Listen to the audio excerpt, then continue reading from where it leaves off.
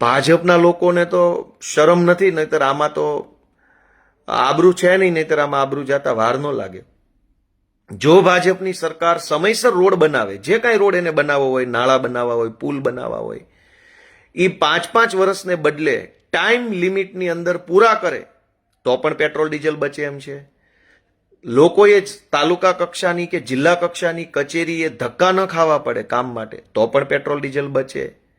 Petrol diesel બચાવવાના હજારો રસ્તાઓ છે, પણ એ બધા જ રસ્તાઓ અપનાવવાના બદલે સ્ટન્ટનો રસ્તો ભાજપે પસંદ કર્યો છે. વડાપ્રધાન કે હું 2 ગાડી લઈને જઈશ, મુખ્યમંત્રી કે હું 1 ગાડી લઈને જઈશ. અલ્યા ભાઈ, 1 નહીં 152 ગાડી લઈને જાઓ, પણ રોજ જાગીને હજારો લોકોએ પોતાનું 2 વ્હીલ લઈને તાલુકે કે જિલ્લે જવું પડે છે. ધક્કા બંધ કરાવી દો ને. કોર્ટની મુદતો ભરવા જવું પડે છે 2 વ્હીલરો 4 વ્હીલરો લઈને ટેમ્પામાં બેસીને, એ બંધ કરાવી દો ને. રોડના ને બ્રિજના ને બધા સરકારી કામો વર્ષો સુધી ચાલે છે, એમાં જે ડીઝલ પેટ્રોલ બગડે છે એ બંધ કરાવો ને.